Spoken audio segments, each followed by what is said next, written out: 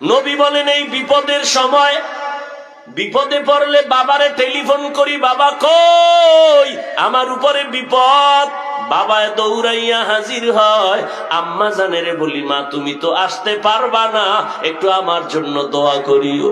নবী কয় আমার মাও নাই, আমার বাবাও নাই, আমি বড় এতিম অবস্থা, আমার চতুর্দিকে দুশ্মন, ওই সময় আমার কেউ নাই। বুড়ারা যারা ছিল আমার সবাই বিরোধিতা করেছে, যুবকেরা আমার উপকার করেছে। এরে যুবক, রহমতের নবী কত কলিজা দিয়া মোহাব্বত করেছে যুবকের, বুঝো না রে যুবক। নবী বলেন আমি এমন কপালওয়ালা, জমিনে এসে আমি একদিনও আমার আব্বাকে আব্বা বলে ডাকতে পারি নাই। কেমন কপাল আমার, 6 বছরে আমি আমার মারেও হারায় ফেললাম। আমার আপনজনেরা সব আমার দুশ্মন, আমাকে রেডি হয় জবাই করার জন্য, হাঁটার পথে কাটা দেয়। আমি মুহাম্মদ, আমি আল্লাহর এমন প্রিয় গোলাম। আল্লাহ বলে মুসারে আমি নবী বানাইছি, ইব্রাহিম আমার নবী, মুহাম্মদ আমার নবী, সবাই আমার বন্ধু। ঈসা আমার বন্ধু, মুসা নবী বন্ধু, ইউনুস নবী বন্ধু, দাউদ নবী বন্ধু, সুলাইমান আমার বন্ধু, মুহাম্মদ আমার বন্ধু। তবে ব্যবধানটা কি জানো? সব নবী রাসূলেরা আমার আল্লাহ তাআলার আশিক, আর আল্লাহ কয় আমি নিজে আল্লাহ মুহাম্মদের আশিক।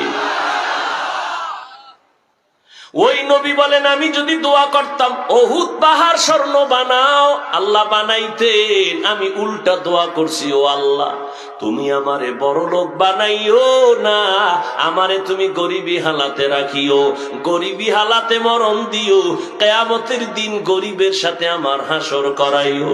নবী কয় ও গরিবের দল, বড় লোকের বাড়ি গেরি দেখে মোটেও আফসোস করিস না, কিয়ামতের দিন ওই টাকাওয়ালা বাড়িওয়ালা 500 বছর আগে গরিব, তুমি জান্নাতে যাইবা। নবী বলেন এই বিপদের সময় বিপদে পড়লে বাবারে টেলিফোন করি, বাবা কই, আমার উপরে বিপদ। বাবা দৌড়াইয়া হাজির হয়। আম্মা জানেরে বলি, মা তুমি তো আসতে পারবা না, একটু আমার জন্য দোয়া করিও। নবী কয় আমার মাও নাই, আমার বাবাও নাই, আমি বড় এতিম অবস্থা, আমার চতুর্দিকে দুশ্মন, ওই সময় আমার কেউ নাই। বুড়ারা যারা ছিল আমার সবাই বিরোধিতা করেছে, যুবকেরা আমার উপকার করেছে। ও পীরগঞ্জের যুবক বলো, 1500 বছর পরে তুমি যুবক হইয়া আমার নবীর আদর্শের কি উপকার করলা বলো রে বাবা। আজকে যুবক হইয়া তোমার জীবনটা কেন নষ্ট হচ্ছে, একটু কি চিন্তা করছো? আল্লাহ কুকুর শুয়োরকে আল্লাহ জ্ঞান দেয় না ভালো মন্দ যাচাই করার, আল্লাহ মানুষকে দিছে, কেন তুমি ভাবো না রে বাবা? 40 বছর পর্যন্ত তোমার চেহারাটা কখনো নষ্ট হবে না, অথচ মাত্র 25-30 বছর তোমার চেহারায় কেন আকর্ষণ নাই? তাকাইলে কেন মায়া লাগে না? তোমার চেহারায় কেন নূর নাই? দরওয়াজা জানালা বন্ধ করিয়া সারাটা রাত মোবাইল হাতে নিয়া কবিরা গুনা কবিরা গুনা কবিরা গুনা কইরা কইরা কাটাইছো। মাও জানে না, বাবাও জানে না, সবাইর দরজা বন্ধ রাখছো, কিন্তু আমার মাওলারে ফাঁকি দেওয়া যায় না। আমার আল্লাহ তো জানছে তুই রাতের বেলা কি অন্যায় করেছো। আল্লাহ বেজার হইয়া তোর চেহারার নূর নষ্ট করে ফেলেছে। শুধু কি তাই বাবা, ওরে ভালো করে বাসায় গিয়া গুগলে সার্চ দিয়া দেখিস, মোবাইল দেখলে তোর দেহের কি ক্ষতি হয় ভালো করে লেখা আছে। এই মোবাইলের কারণে চোখের পাওয়ার নাই, তোমার হার্ট দুর্বল, ব্রেন দুর্বল, মাথা ব্যথা আগের তুলনায় বেড়ে গেছে, তোমার বুকে ব্যথা বেড়ে গেছে। কিডনির ক্ষতিও হচ্ছে, খবর নাই।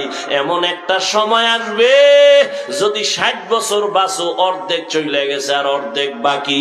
কিন্তু বাকি জীবন বাঁচার জন্য যেই পার্স গুলো মেয়াদ থাকা দরকার, এই মেয়াদ আগে শেষ কইরা ফেলাইছো। কানের মেয়াদ নাই, চোখের মেয়াদ নাই, বাইসা থাকবি পঙ্গু হইয়া বাঁচা লাগবে। আমার চোখ থাকবে, পাওয়ার থাকবে না, হাত থাকবে, শক্তি থাকবে না, জীবন থাকবে, যৌবন তোমার থাকবে না। ওই সময় কান্না কইরাও কোনো লাভ হবে না, আপন কাউকে চোখের পানি মুছার জন্য পাশে পাইবা না। जिंदगी में बंदगी तू कर नहीं,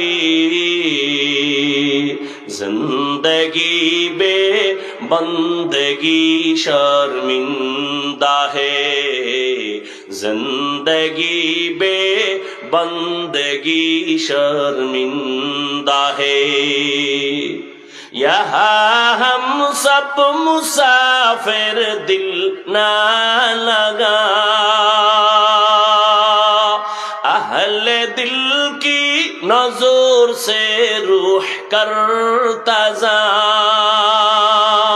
यहाँ हम सब मुसाफिर, दिल ना लगा, अहले दिल की नजर से रूह करता जा। शाह दौलत सब फकीर घर नेक नेहे, शाह दौलत सब फकीर घर नेक नेहे। जिंदगी में बंदगी तू कर नहीं, जिंदगी में बंदगी तू कर नहीं, जिंदगी बे बंदगी शर्मिंदा है, जिंदगी बे बंदगी शर्मिंदा है। जिंदगी में बंदगी कुन बंदगी, बंदगी बे जिंदगी शर्मिंदगी। ও আল্লাহর গোলাম, আল্লাহ বিবেক দিছে, একটু ভাবো। থানার আসামিরে পুলিশ বেতের বাড়ি দেয়, চোখে পানি নাই, আর কোরআনের বাগানে আইসা মানুষের দিল নরম, চোখে পানি, হাউমাউ করে কান্না করে। এটা চিন্তার বিষয়। এতগুলো মানুষ পীরগঞ্জের মাঠে যদি কোন দুনিয়ার টাকাওয়ালা জমা করতে চাইতেন, কত পেরেশানি তার নিতে হইতো। এই মানুষগুলো আনার জন্য, আসা যাওয়ার জন্য ফ্রি গাড়ি দেওয়া লাগতো, ঠিক নি? আবার বসার জন্য ভিআইপি চেয়ার, ফাঁকে ফাঁকে নাস্তা, না হয় চেয়ারের বাড়ি। আবার এই মানুষগুলোকে নিয়ন্ত্রণের জন্য আবার কত পুলিশ, কত প্রশাসন। বিবেকওয়ালারা একটু ভাবো, এই পীরগঞ্জের মাঠে রাত্র 12টা, ঘুমের চিন্তা নাই, খানার চিন্তা নাই, মানুষগুলো নিজের পকেটে টাকা ব্যয় করে কেউ হাঁটিয়ে আসছে, বসার বিছানা নাই, মাটি আর কাদা বালুর মধ্যে বসে গেছে। বড় ছোট ভেদাভেদ নাই, কে মাওলানা, কে গায়রে মাওলানা, কে ধনী, কে গরিব, সব একাকার হয়ে পড়ছে। এতগুলো মানুষরে নিয়ন্ত্রণের জন্য একজন পুলিশও নাই, প্রশাসনের কেউ নাই, সব ময়দান চুপচাপ। মনে হয় যেন কি নেওয়ার জন্য আসছে, কি যেন হারায় ফেলছে। সব আওয়াজ বন্ধ। কেউ যদি টেলিফোন করে, মোবাইলটা অফ করে রাখবে, রিসিভ করবে না। ও বাবার একটু ভাবো, এটা কেমন করে সম্ভব? 1500 বছর আগে আমার মদিনাওয়ালা রসুলের আদর্শ মানার কারণেই সম্ভব।